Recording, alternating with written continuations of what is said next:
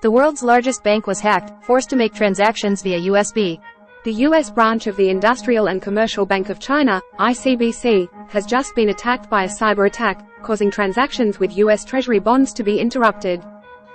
Bloomberg reported the latest news that the Industrial and Commercial Bank of China, ICBC, the largest bank in the world, by value of assets under management and by annual revenue, has just been attacked by hackers.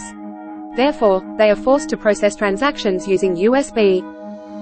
Specifically, the ICBC branch in the US was attacked online, unable to connect with other financial institutions, causing transactions to buy and sell US Treasury bonds not to be resolved.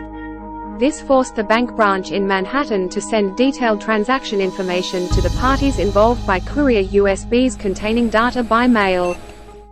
According to Bloomberg, the incident was caused by a hacker group called Lockbit. This is a notorious gang that once attacked the Boeing Corporation and the British companies Ion Trading and Royal Mail. The incident caused many disruptions, with market makers, brokers and banks losing connectivity. Many people also don't know when they can connect again. Marcus Murray, founder of Swedish cybersecurity company TrueSec, said, "This is really a shock to major banks in the world. ICBC being hacked will cause a series of major banks to race against time to improve security, starting today."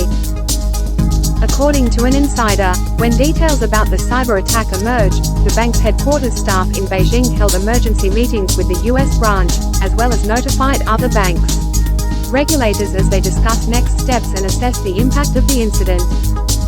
Since late yesterday, ICBC confirmed that it was attacked by ransomware, affecting a number of systems at its financial services unit, ICBC-FS. The bank said it had isolated the affected parts. Headquarters and branches abroad are still safe. ICBC-FS provides clearing services for fixed income assets such as bonds, U.S. Treasury bond repo lending. As of the end of 2022, this unit has assets of about $23 million United States dollars, $5 billion United States dollars. Refer to Bloomberg.